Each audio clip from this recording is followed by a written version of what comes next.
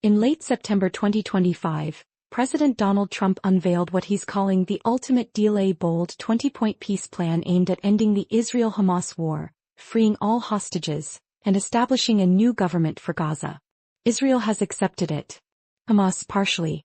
And the clock is ticking. At the heart of Trump's proposal is an immediate ceasefire. Both sides must stop all fighting. Israel ends its bombing campaign and Hamas halts its rocket fire. Next, Hamas must release all remaining hostages, living and deceased, in exchange for several thousand Palestinian prisoners held by Israel. But the biggest shift comes with governance. Hamas would relinquish control of Gaza, handing over authority to a technocratic Palestinian council. This new body would be chosen by consensus among Palestinian factions, with backing from Arab and Islamic nations. Israel would begin a phased withdrawal of its forces from parts of Gaza, tied to Hamas's compliance and the release of hostages. In the interim, Gaza would come under international oversight, supervised jointly by the United States and former British Prime Minister Tony Blair. One of the plan's most controversial points: Hamas must disarm. That means dismantling its tunnels, rockets and military units. It's the toughest demand, and one Hamas hasn't yet agreed to. At the same time, the plan allows for large-scale humanitarian aid and massive reconstruction projects. The United Nations and Red Crescent would coordinate rebuilding efforts, but controversial NGOs would be excluded. And unlike earlier Trump proposals, this version does not call for forced displacement. Gazans can remain in place, or leave freely if they choose. Still, major disputes remain. Hamas opposes full disarmament.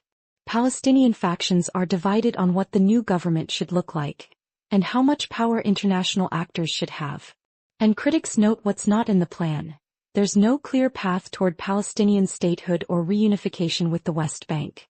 For many, that's a deal-breaker. Despite the controversy, the plan has drawn widespread international attention and support. Israel has already accepted the deal and begun preparing for a phased withdrawal. Hamas, meanwhile, has agreed in principle to some elements, like hostage releases and the transfer of authority, but not others. And in a striking show of regional unity, 8 Middle Eastern and Muslim-majority nations have publicly endorsed Trump's plan: Qatar, Jordan, the UAE, Saudi Arabia, Egypt, Turkey, Indonesia, and Pakistan. These nations praised Trump's leadership and expressed readiness to collaborate on implementing the deal and delivering humanitarian aid.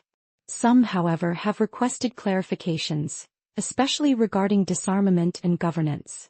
Now all eyes are on Hamas. Trump has set a hard deadline: Sunday 6 p.m. Washington time, 1 a.m. in Gaza. He's calling it Hamas's last chance for peace. If the group doesn't accept the plan by then, Trump warned that all hell will follow, a phrase sparking speculation about what consequences might come next.